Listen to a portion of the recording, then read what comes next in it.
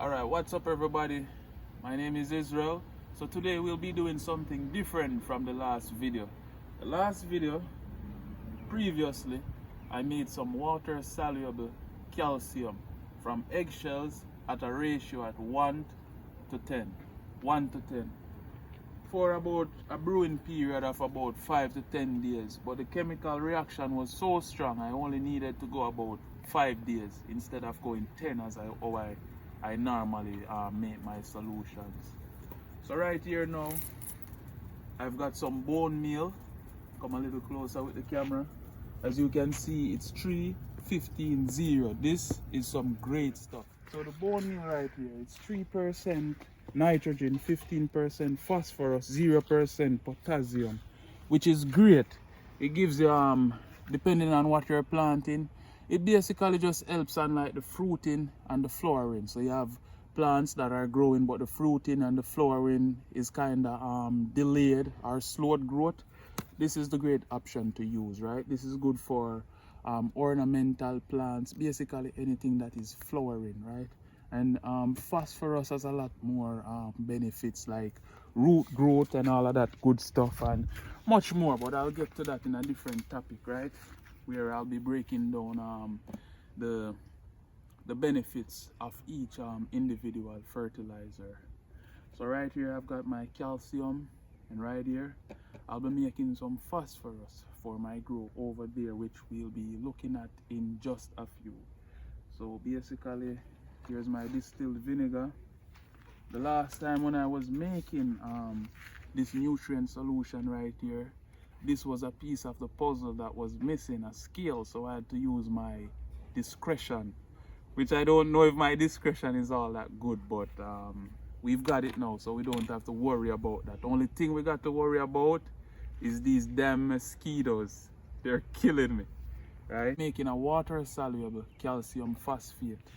The recommended way of applying this is directly to the soil, or before you transplant you would normally pour such and such ratios to your desired effect, to your desired whatever.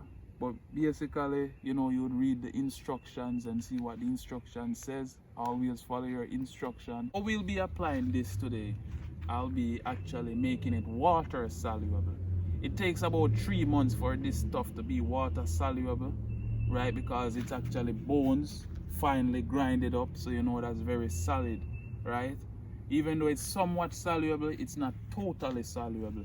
But I'll be incorporating water, leaf mold soil, and this, and a few wild herbs. But the ratio is always going to be 1 to 10. 1 part solid to 10 parts water. And a good way to calculate how much you need for a 5-gallon bucket, because that's what most bucket sizes come in, 5 gallons. You just say, all right, 5 gallons is equivalent to 20 liters. So you know that 1 to 10 of 20 liters is 2 liters to 20, right? 2 to 20 is the same thing as 1 to 10.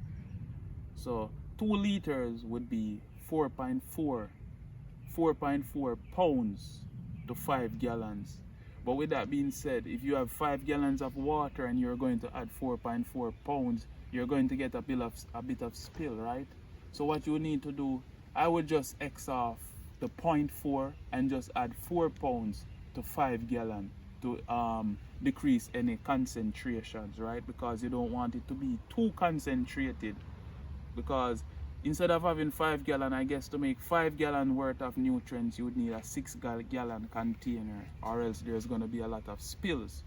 So just go about by using 4 pounds. So this is a 5 gallon this is a net weight of 5 pounds. This is a net weight of 5 pounds. So we'll just be using 4 pounds to a 5 gallon bucket. We'll incorporate the leaf mold soil to help break it down faster, and some wild herbs. And we'll be applying it to this plot of land right up here.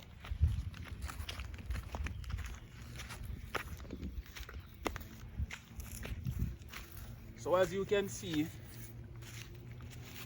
the fruiting and the flowering of these crops right here. I have a sweet pepper plant and I have a tomato plant. So I have 1, 2, 3, 4 sweet pepper plants, 1 tomato plant. This plant is actually flowering right now, but it's very weak on the fruiting, and because the rain is also falling, the blossoms tend to fall off and rot and all of that.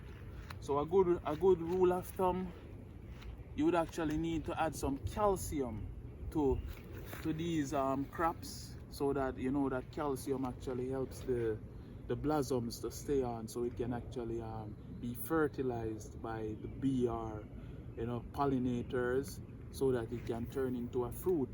But without proper nutrients in the soil, it's gonna be damn slow. You get me?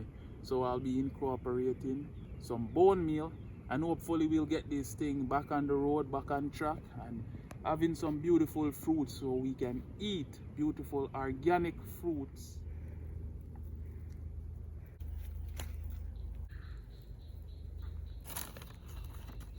And this is way better if you actually have it in the soil already than just throwing it on the top of the soil.